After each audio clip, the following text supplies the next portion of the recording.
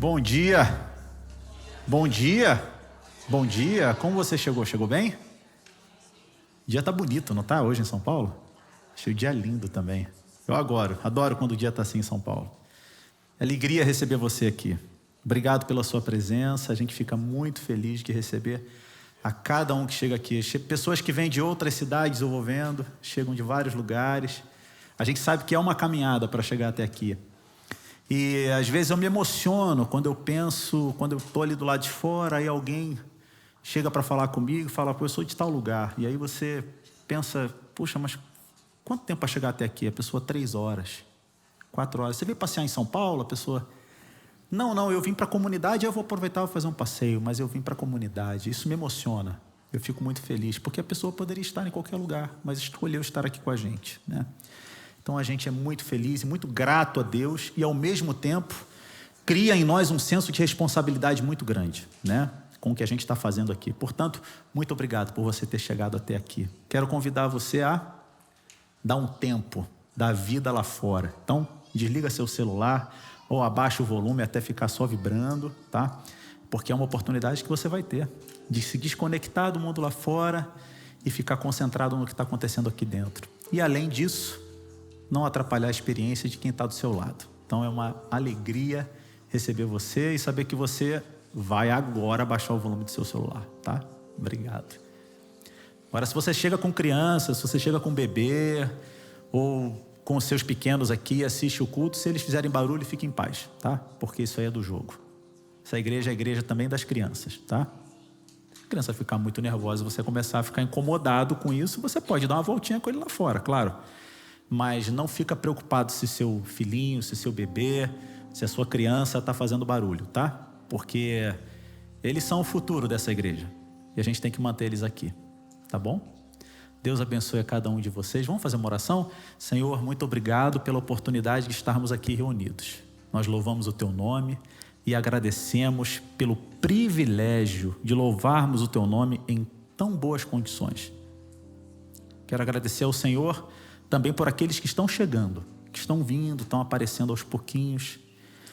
Que o Senhor os conduza até aqui, que nada de mal os aconteça. E eu peço uma bênção já especial por cada um que está em casa agora, no seu sofá, na sua cadeira, reunido com a família, talvez até mesmo no trânsito, dirigindo o carro, colocando ali para ouvir o culto da comunidade. Que o seu Espírito possa alcançar essas pessoas onde eles estiverem, possa abrir o coração e a mente deles para tudo que nós vamos fazer aqui hoje. E nós agradecemos e louvamos o Teu nome por isso. Em nome de Jesus, amém. Amém. Obrigado pela Tua presença mais uma vez. Vamos todos louvar ao nome do Senhor. Vamos celebrar o reino de Deus nesse lugar. E vamos dizer, Senhor, o Senhor é o nosso refúgio e fortaleza. Socorro bem presente na angústia. Portanto, não temeremos ainda que a terra se transforme. Nós louvamos o nome daquele que é capaz de mudar tudo. Gente, quero ouvir você. Não tenho tom, não tenho palavras, não tenho um acorde que me socorra agora. Tudo foi embora, só tenho você. Havia um silêncio que mostrou os meus vícios. Me agarro contigo, vem, me socorra agora.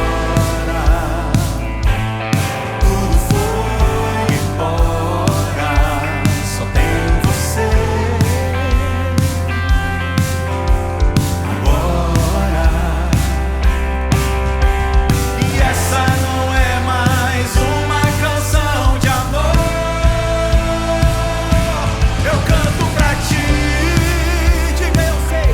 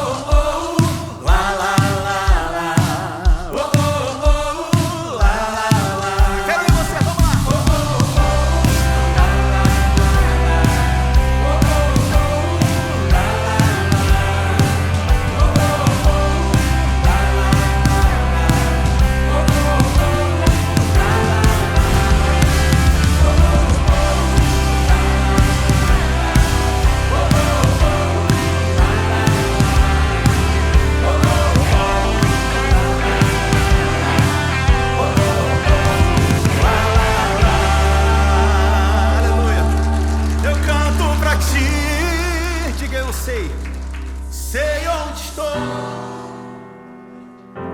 E olhando pra mim, posso saber que nada sou. Eu grito pra ti, oh Deus, vem me socorrer. E olhando pra mim, posso saber que nada posso fazer.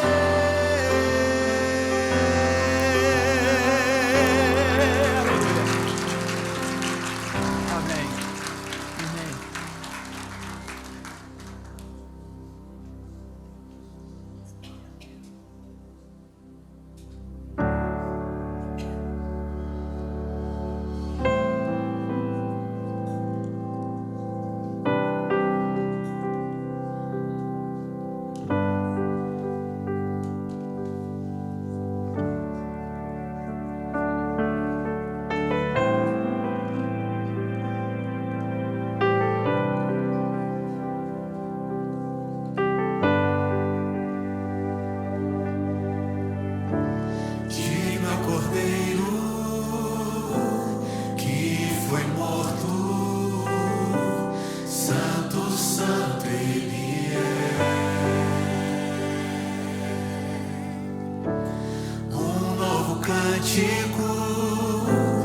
Ao que se assenta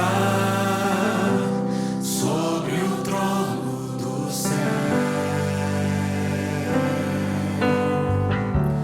digno é o Cordeiro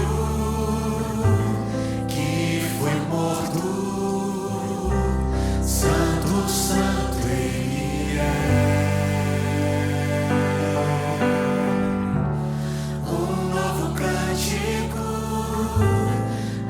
Se assenta sobre o trono do céu.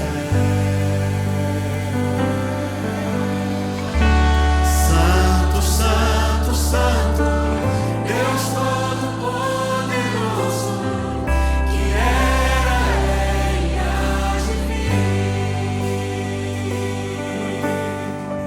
Com a criação eu canto louvores ao Rei.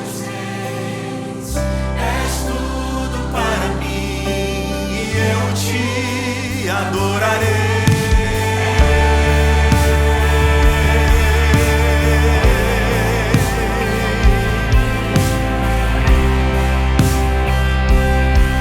Mas nós cremos que o nome de Cristo tem poder.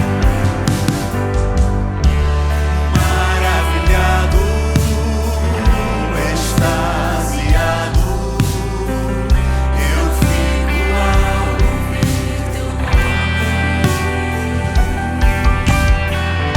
Jesus, teu nome é força, é fôlego de vida, misteriosa água viva.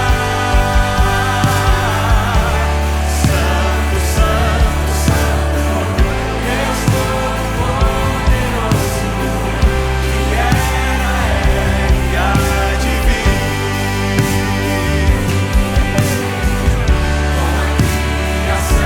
Eu canto louvores ao Rei dos Reis. És tudo para mim e eu te adorarei.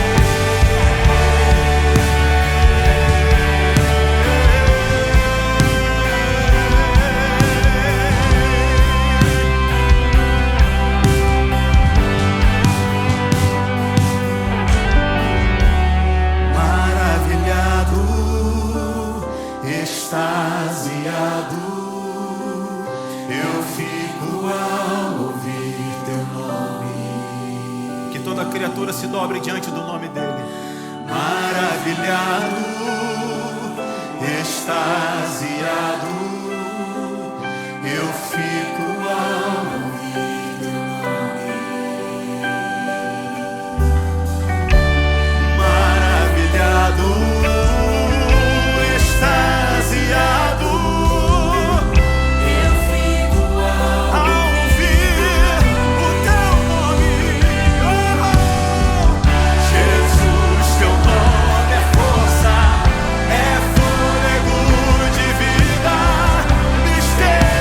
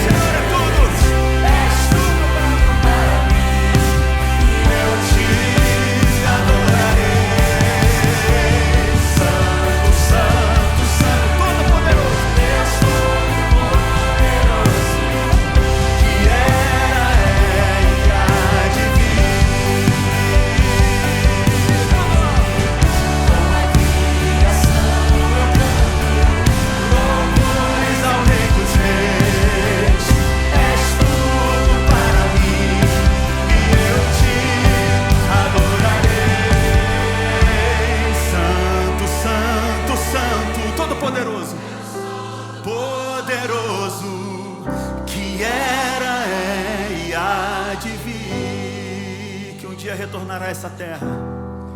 Com a criação eu canto louvores ao Rei dos Reis. És tudo para mim e eu te adorarei.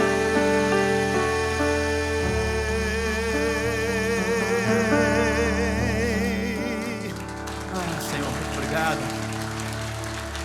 Mas para que a adoração seja pura, perfeita, agradável aos ouvidos do Senhor, para que isso aconteça, você não precisa ter uma bela voz. Você também não precisa ter uma conduta impoluta. Você não precisa ser aquele que é melhor do que ninguém.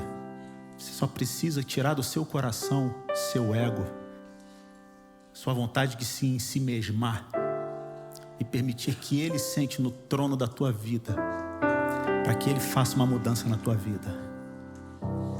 Venho hoje derramar meu sorriso, meu pesar. Eis a minha entrega, eis a minha entrega. É hoje. Aos teus pés abandonar meu duvidar. Eis a minha entrega. Toma o teu lugar e reina sobre minha vida. Aleluia. E reina sobre minha vida. Toma o teu lugar e reina sobre minha vida. Reina sobre minha vida.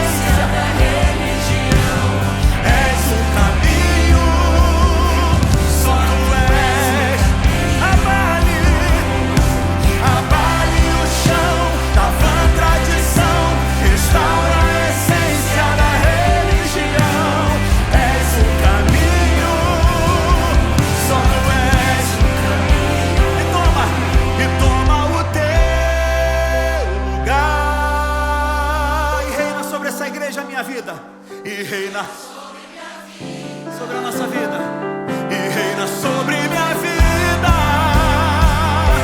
E toma o teu lugar. E reina sobre minha vida. Reina sobre minha vida. Abale o chão da vã tradição. Restaura a essência da religião. És o caminho, a verdade, a vida. Só tu és o caminho. Abale o chão da vã tradição. Restaura a essência da religião. És o caminho. Só tu és o caminho. E toma o teu lugar. E reina, Senhor. E reina sobre minha vida. Reina, Senhor. E reina sobre minha vida. Toma o teu lugar. E reina sobre minha vida. E reina sobre minha vida. É hoje. Venho hoje me render, tua vontade obedecer. Eis a minha entrega, eis a minha entrega, para a glória dele, a minha e a sua entrega.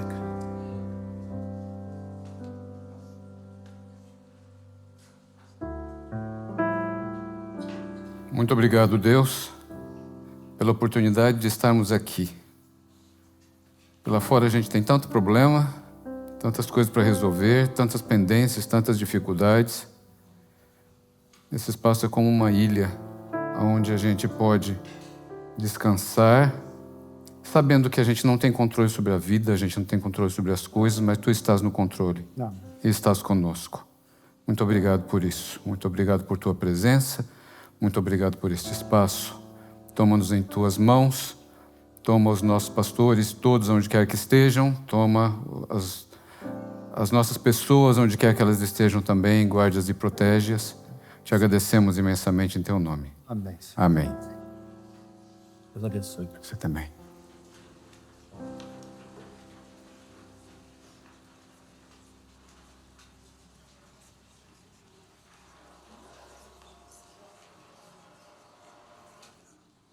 Minha família tem um bordão. Todas as vezes que eu vou falar, bordão, o incentivo é o seguinte: taca-lhe pau, Marco Velho. Você não sabe a que isso se refere, depois você procura no Google, você vai encontrar um meme antigo que tem essa história. Mas essa repetição. Taca-lhe pau, Marco Velho. Então vamos lá. A gente está numa série sobre as cartas de João, sobre as epístolas de João. E o pastor Edson me deu a última parte. E a gente exercita o quanto a gente ama ele, quando a gente abre, a gente olha, puxa, isso aqui que eu tenho que preparar. Mas é tremendo. Em primeiro lugar, João é o meu preferido. João é o discípulo amado. João tem uma linguagem simples e, ao mesmo tempo, profunda. A gente aprende muito dele e ele trata com carinho, não é? O evangelho é simples, a mensagem é simples. Ela é profunda também, ela desafia teólogos, mas ela atinge as pessoas simples, ela atinge os excluídos, ela atinge aqueles que não têm acesso. Eu escolhi os versos que fazem parte do estudo de hoje, eles são de 1 João 5, do verso 4 ao verso 21.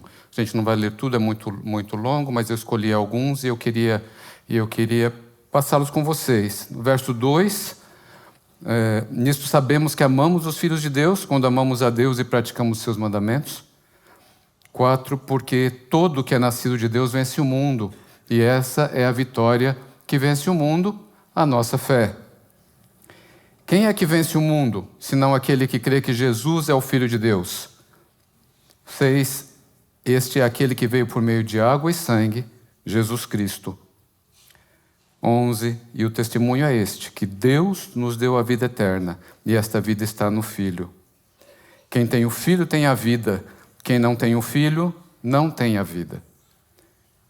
Estas coisas escrevi a vocês, que creem no nome do Filho de Deus, para que saibam que têm a vida eterna. Toda injustiça é pecado, e há pecado que não leva à morte. Filhinhos, cuidado com os ídolos. É muita coisa para falar e o tempo é pequeno, então vamos tentar trabalhar junto aqui. O verso 2, ele traz aqui uma ideia interessante. Nisso sabemos que amamos os filhos de Deus. Então, invertendo a ordem, quando amamos a Deus, praticamos os seus mandamentos. E amamos os filhos de Deus. E o oposto também é verdadeiro. Então, se a gente não está em contato com Deus, a gente não tem a capacidade e as condições de amar o outro. A fé não é isolada. A fé tem um aspecto social extremamente importante. Não se tem fé sozinho. A importância da comunidade, a importância da gente estar junto. A gente não vem aqui porque aqui é a porta do céu. A gente vem aqui para compartilhar as experiências que a gente tem, para compartilhar a fé, para compartilhar o relacionamento com Deus e a vivência que a gente tem com Deus. A prática do amor, ela acontece socialmente. João fala sobre o mundo inúmeras vezes. A palavra mundo, ela aparece mais de 70 vezes nos escritos de João. Cosmos é a palavra em grego.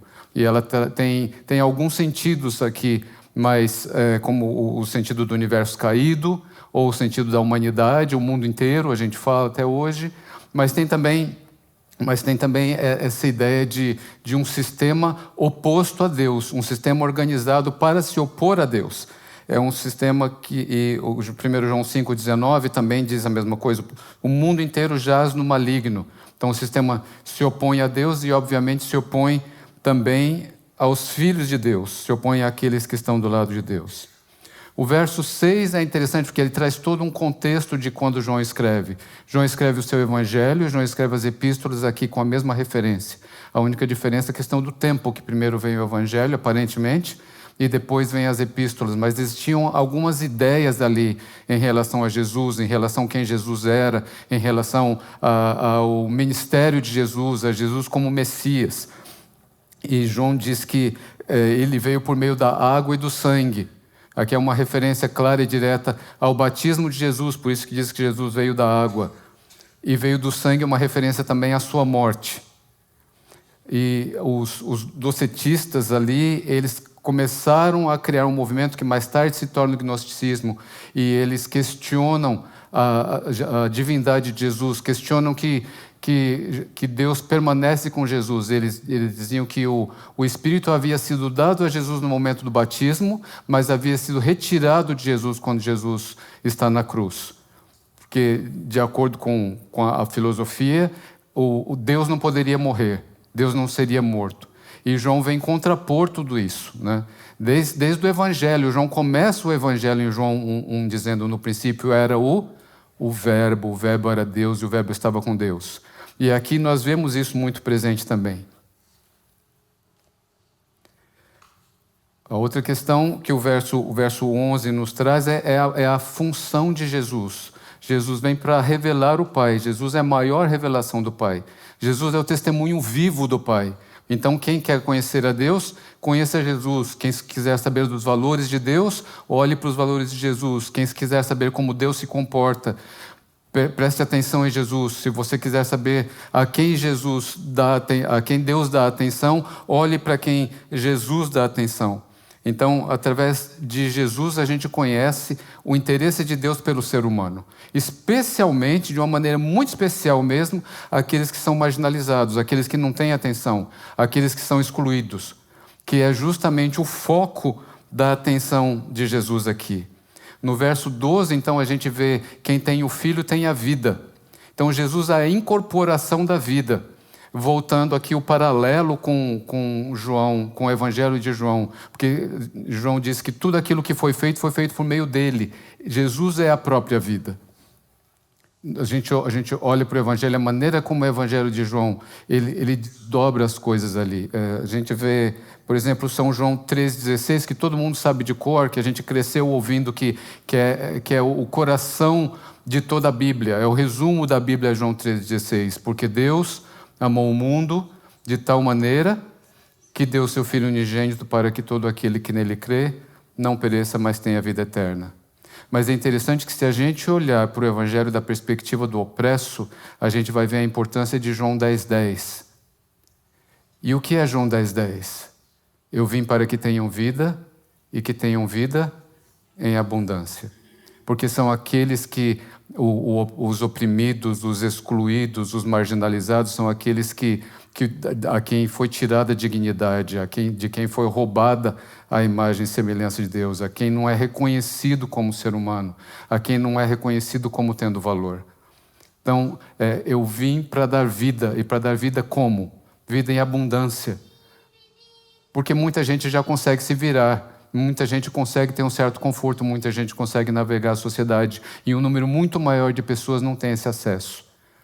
E qual é a compreensão? Que Deus não olha para mim, que Deus não dá atenção, que eu não tenho importância. E João 10,10, Jesus diz isso: eu vim para que tenham vida e que essa vida seja em abundância. Jesus não somente amava, mas Jesus amava e incluía. Jesus amava e trazia. Jesus amava e criava uma comunidade e dizia que o reino havia chegado. E esse reino é para todas as pessoas, esse reino é para todos. Jesus promovia a vida. O verso 13 é muito interessante, porque novamente é um desdobramento do Evangelho. Eu acho que o verso 13 é o centro da mensagem de hoje. Porque ele diz aqui: eu escrevi estas coisas a vocês que creem no nome do Filho de Deus, para quê? Para que saibam que têm a vida eterna. Então, essa é a razão pela qual João está escrevendo a epístola, pela qual João está escrevendo aquela carta. Para que vocês saibam que têm. O tempo verbal aqui é muito importante, porque é o reconhecimento daquilo que já existe. João não está escrevendo mais para que eles conheçam a Jesus. Ele não está escrevendo mais para que eles se convertam. Ele não está escrevendo mais para que eles aceitem. Ele está escrevendo para que eles saibam que tem a vida eterna, que a vida eterna é um fato, que a vida eterna existe, que a vida eterna é presente, que é a mesma dificuldade que a gente ainda tem hoje. Né? Muitos de nós aqui frequentam a igreja desde que se entendem por gente. E se a gente pergunta qual é a certeza que você tem da vida eterna, a maioria das vezes a gente não está certo. E João diz: eu escrevo para que vocês saibam. Para que saibam o quê? Que vocês têm a vida eterna. Vocês têm a vida eterna. A vida eterna é um fato. Ela acontece porque Jesus já trouxe. É a razão pela qual João escreve a carta. Mas é interessante aqui a contribuição de João em relação ao que é a vida eterna. É diferente dos outros. Porque quando a gente olha, por exemplo, para Mateus, Marcos e Lucas, o reino já chegou, mas ainda aguarda a consumação. Tem um componente muito forte, né? Mateus 24, que fala das profecias, da vinda do reino, da segunda vinda de Jesus, da instauração do reino. Paulo tem também o já é, mas ainda não. João não. A contribuição de João é que já chegou, já acontece, já existe. O reino é hoje, a vida é hoje. É claro, tem um aspecto futuro e ele não nega, ele confirma isso. Mas a vida é agora. Veja como isso é interessante para quem é marginalizado. Porque como é que a gente prega o evangelho para pessoas que estão passando por dificuldade, sem lidar com a situação do hoje? A gente está cantando, teria uma causa no alto do monte, está tudo focado no futuro, mas a gente não está lidando com agora. A gente não está lidando com as dificuldades, a gente não está provendo, a gente não está acolhendo, a gente não está trazendo. Então existe vida no futuro, mas e até lá? Que tipo de vida se vive? É subhumano, é desrespeitoso, é orar com quem está com fome, e só. Não lidar com a dor, é não lidar com a perda, é não lidar com as dificuldades que as pessoas vivem. Para João, o reino é presente, porque essa era a mensagem de Jesus. Jesus vinha, tratava, cuidava, curava, ouvia, acolhia, incluía.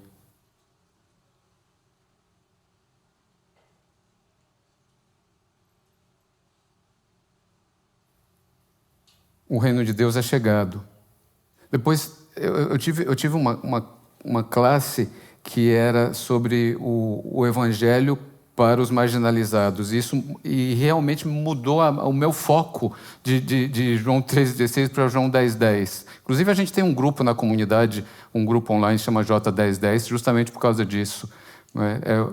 Eu vim para que tenham vida em abundância. Para que a gente possa se lembrar, sim, a gente acredita num futuro, a gente acredita numa vida além.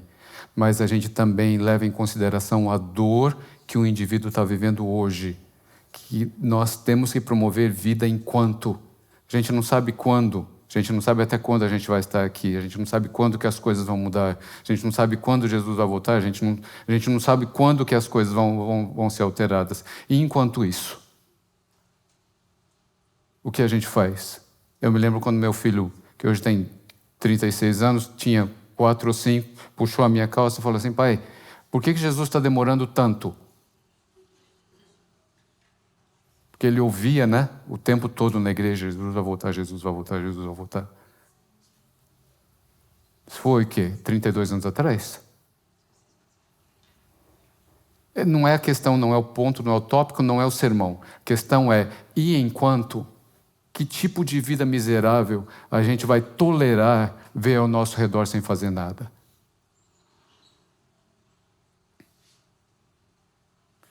O verso 17 diz que toda injustiça é pecado. É interessante que nem todo pecado é uma injustiça visível, mas toda injustiça é pecado.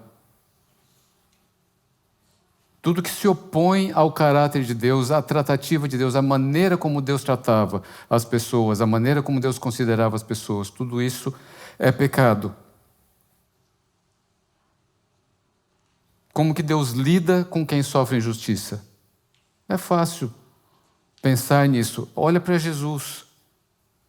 A maneira como Jesus abordava as pessoas, a maneira como Jesus tratava as pessoas, a maneira como Jesus cuidava das pessoas. Não é? O mundo odeia, mas Jesus cria e restaura o senso de pertencimento. Interessante que isso leva a gente a pensar quais as injustiças que ainda continuam existindo dentro da nossa sociedade.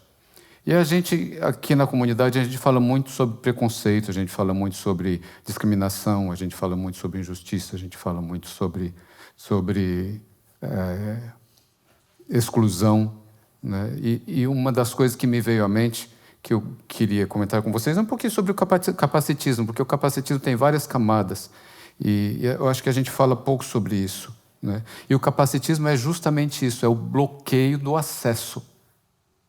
É não dar acesso. Literalmente, as pessoas não terem acesso. E não têm acesso por quê? Não têm acesso. Né? Não têm acesso porque são consideradas sem capacidade, sem habilidade e sem valor. O capacitismo ele traz um pensamento binário, ele coloca o ser humano em grupos diferentes. Então, por um lado, a gente vê corpos considerados capazes, capacidades consideradas normais e inteligências consideradas normais. E, por outro lado, existe um grupo que é considerado inferior, desviante e anormal. O capacitismo é, sim, uma forma de discriminação. Mas ele é mais do que isso, a gente vai falando sobre isso. É a falsa ideia de que pessoas com deficiência são, por natureza, inferiores. E de onde vem isso? Tem uma definição aqui de capacitismo que se refere a uma rede de crenças, processos e práticas que produzem um tipo específico de identidade de corpo, o padrão corporal, projetado como perfeito, típico da espécie e, portanto, essencialmente, plenamente humano. O que é o padrão corporal? Então, você pode pensar que o padrão corporal ele tem uma série de coisas ideais. Ele tem um gênero ideal, ele tem uma cor ideal, ele tem um tamanho ideal, ele tem uma força ideal e ele tem uma capacidade ideal em todos os sentidos. A visão, a mobilidade, a audição, a fala, todos os sentidos são 100%. Então se cria um super ser humano, para ser mais específico, um super homem, porque esse é o ideal. Branco de preferência. E a partir daí, qualquer coisa que seja diferente já não é aquilo que deveria ser. A Débora Diniz ela é muito conhecida no Brasil, porque ela escreve muito e é uma grande ativista nessa área. Ela diz que a deficiência é um conceito complexo, que reconhece o corpo com lesão, mas também denuncia a estrutura social que oprime a pessoa deficiente, que envia mensagens o tempo inteiro que ela é menos que, ou que ela não tem valor nenhum. A deficiência não é o problema em si, o problema está também na organização da sociedade que produz exclusão. É interessante quando a gente tem perto da gente, quando a gente tem na família da gente, ou quando acontece com a gente alguma situação que a gente não é mais tão capaz quanto a norma, e a gente começa a perceber o quanto a sociedade não se esforça para incluir, muito pelo contrário. Quais as barreiras que são criadas pela sociedade? O que leva a gente a trazer a questão para nós, né? Quais são as barreiras que nós temos aqui como comunidade mesmo, para incluir. Então, a gente precisa pensar nesses conceitos, né? Questão da saúde, porque a saúde tem uma diferença, uma aparência diferente para cada um de nós aqui. Nós não somos iguais? Cada um de nós temos características diferentes. O que é saúde para um não é necessariamente saúde para outro, ela varia. E a deficiência é uma parte natural da experiência humana.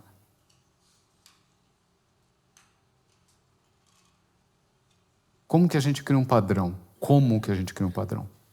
Onde a gente vai encaixar todo mundo? Força não é igual para todos. Cada pessoa possui forças, experiências e maneiras diferentes de enfrentar a vida. E capacidade é a mesma coisa, né? Tem muitas coisas que você é capaz de fazer que eu não sou capaz de fazer, e vice-versa, não é? A variedade é enorme. E não é estática também, não é? Ela muda com o tempo.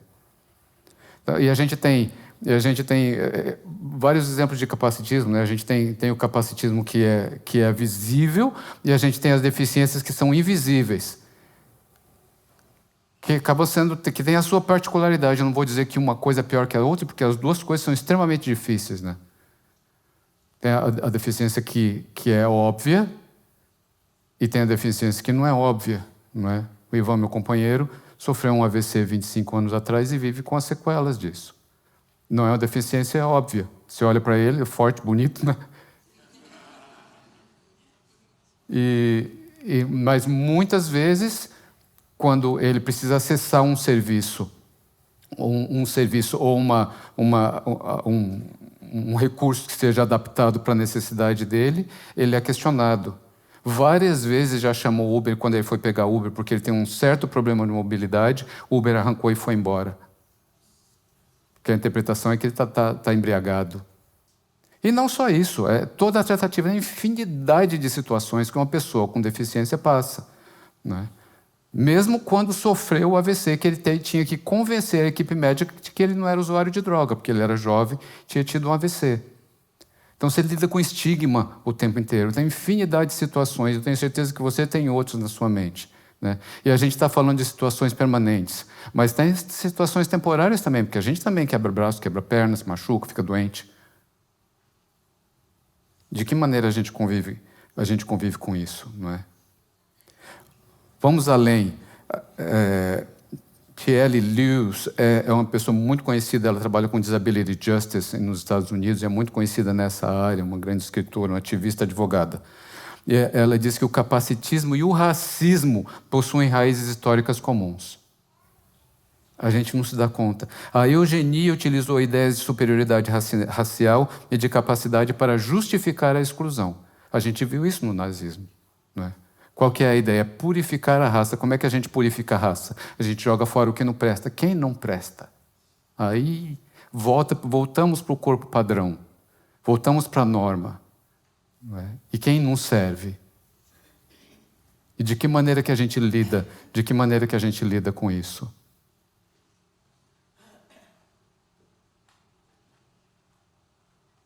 Como é que a gente justifica a discriminação? Eu discrimino porque o outro é menos. Eu discrimino porque não tem valor. A gente sabe o quanto é comum a discriminação usar nome de animais para desumanizar o indivíduo. A gente já viu isso na história inúmeras vezes e a gente continua vendo. Pense no número enorme de animais que são atribuídos a pessoas. Porque quando a gente tira a humanidade do indivíduo, então é justificável tratá-lo como um animal.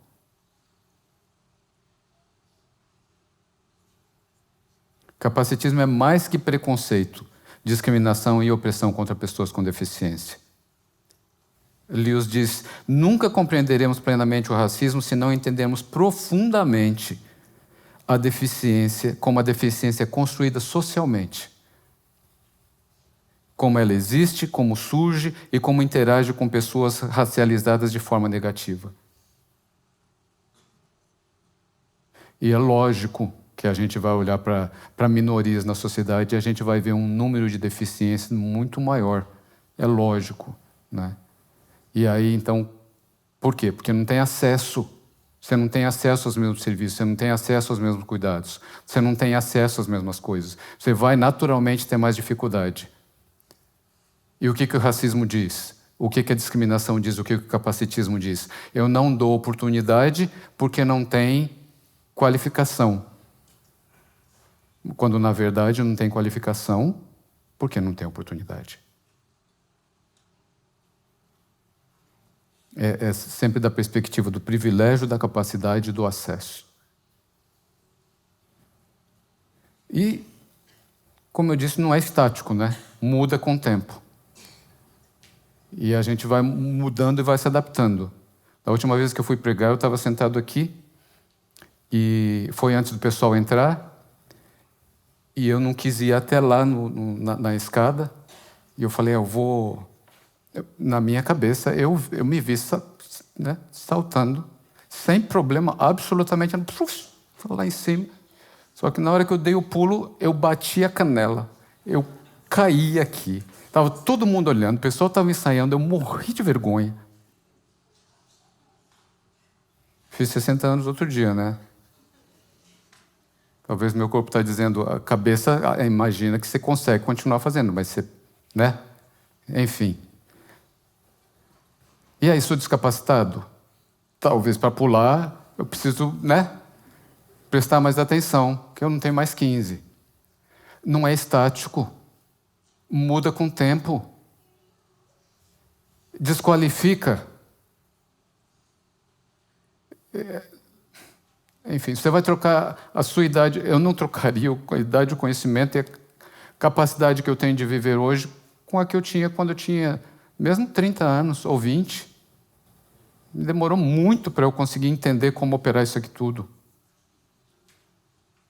Então, é diferente.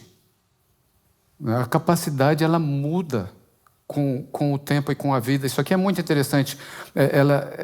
Susan Sontag, ela diz que a doença é o lado noturno da vida. Uma cidadania mais onerosa. Toda pessoa que nasce possui 2 cidadanias, no reino dos saudáveis e no reino dos doentes. A questão é a seguinte, embora todos prefiramos usar o bom passaporte, cedo ou tarde, cada um de nós é obrigado, pelo menos por algum tempo, a identificar-se como cidadão desse outro lugar. Então vai pegar todo mundo. Todo mundo vai mudar, todo mundo vai se adaptar, todo mundo vai necessitar de mudanças.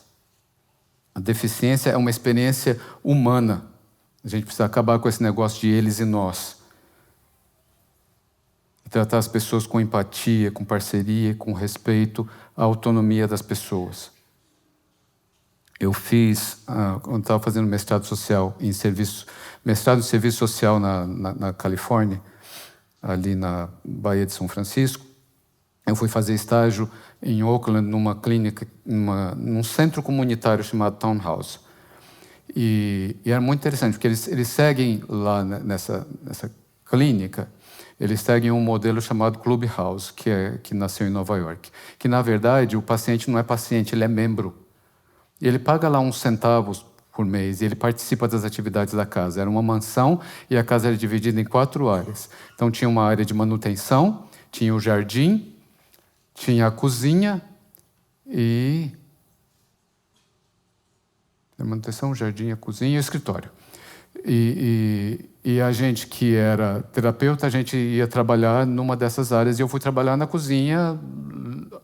E a terapia era essa, era interagir com pacientes de doença mental severa enquanto você trabalha. Então não era terapia de sentar e conversar, era uma interação com a mão na massa.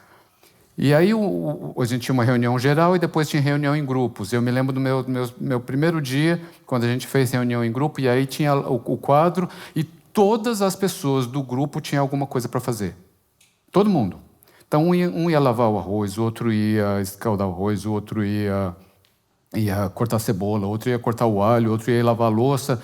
E aí, na hora que distribuíram lá, eu vi que aquela moça que estava ali no canto, o nome dela estava lá para passar o mop no chão. E eu fiquei chocado com aquilo, porque era uma pessoa com todo o estereótipo de uma pessoa sofrendo de esquizofrenia.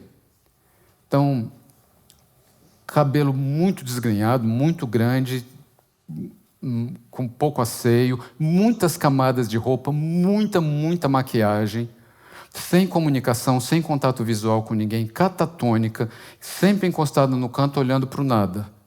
Eu dizia, meu pai, como é que essa pessoa vai fazer qualquer coisa? E aí eu perguntei para a pessoa que estava do meu lado, perguntei para o outro terapeuta que estava do meu lado, e ele falou assim, não, ela faz. Todo dia ela faz, 1h, 1h30. Quando acaba o almoço, ela vai lá.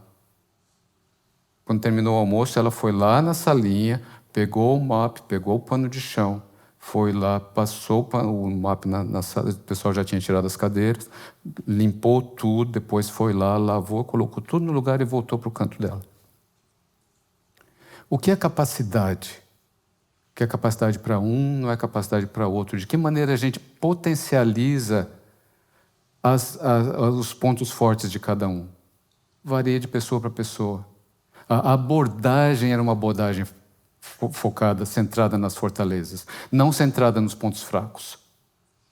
Então, de que maneira que a gente vai olhar um para o outro e vai ajudar a pessoa a florescer naquilo que ela tem de melhor para oferecer?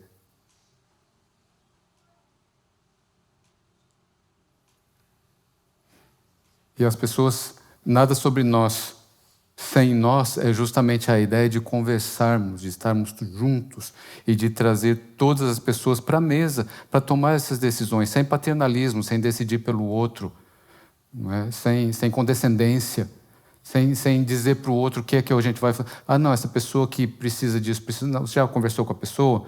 De que maneira que a pessoa é incluída? Hospitalidade não é fazer para as pessoas, é construir comunidade junto com elas. E essa não era a abordagem de Jesus? Não era assim que Jesus tratava as pessoas? Quando a gente pensa em termos de capacitismo, está totalmente ligado a Jesus. É interessante quando a gente começa a falar sobre isso, a gente pensa, o que isso tem que ver? O que isso tem que ver com Cristo? Tudo. Porque era justamente a população com a qual ele trabalhava. E a gente vê, aqui são só alguns poucos exemplos de Jesus valorizando, dando atenção e incluindo. E ele lidava com as duas instâncias. Ele lidava com o problema, que a pessoa tinha que lidar com ele, e lidava com o contexto. Ele criou uma comunidade porque o sistema religioso excluía. O sistema religioso dizia que quem tinha deficiência não era aceito, não era puro. O sistema religioso explorava a origem.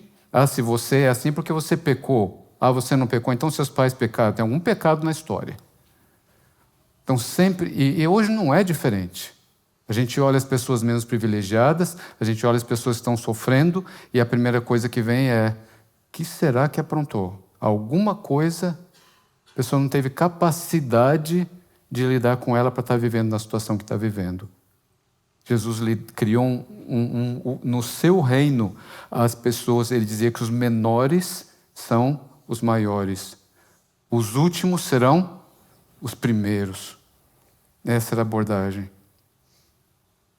E ele promovia João 10:10, para que tenham vida e que tenham vida em abundância, porque têm direito, porque são filhas e filhos de Deus. Quando a gente pensa num sistema de privilégios e de barreiras, né, existem inúmeros privilégios, né? E é interessante a gente parar e pensar quais são os meus privilégios. E também quais são os meus privilégios hoje, porque também mudam com o tempo. É possível que em algum momento da vida eu tenha tido infinitas dificuldades que hoje eu não tenho mais. E as duas áreas não são excludentes, né? O fato da gente ter várias características de um lado não significa que a gente também não tenha várias características do outro. Então, de que maneira que nós vamos apoiar e ajudar uns aos outros? Que a pessoa pode ter muitas características que excluem e pode ter algumas vantagens também, e vice-versa. Então, a vida não é em preto e branco, né? A vida não é binária. A vida acontece de uma maneira muito mesclada, e por isso que nós precisamos uns dos outros. Que onde um sofre, outro tem vantagem. Aonde um tem dificuldade, o outro consegue compensar. O que um já passou e superou, o outro está passando agora. A gente precisa, porque o reino que Jesus introduziu valoriza cada pessoa. A igreja, ela existe para testemunhar que toda pessoa continua carregando a imagem de Deus. Todos nós. Todas as pessoas. O mundo criou barreiras, Jesus criou pertencimento. João 5:21, ele diz: filhinhos, cuidado com os ídolos. O que são os ídolos, senão os sistemas que tiram da pessoa a humanidade e que negam ao ser humano a imagem e semelhança do Criador que ela carrega. Essa é a vitória que vence o mundo, a nossa fé. Vamos orar. Obrigado, Deus, pelo teu amor por nós. Obrigado por trazer para a nossa vida, vida abundante. Obrigado por trazer para a nossa comunidade vida abundante. Nos ajude a promover vida abundante na vida de muitos que têm dificuldade de se achegar a Ti, daqueles que estão sofrendo, daqueles que estão passando por dificuldades, daqueles que estão lutando, daqueles que lidam com situações permanentes e provisórias que requerem suporte.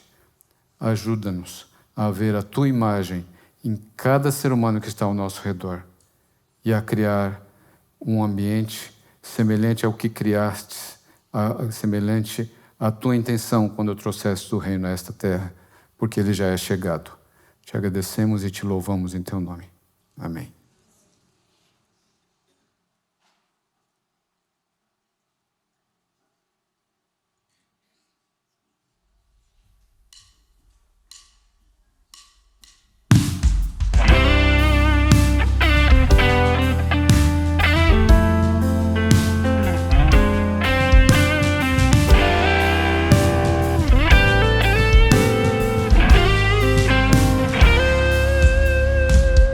Da janela lateral do quarto de dormir, vejo uma igreja, um sinal de glória. Vejo um muro branco e um voo pássaro.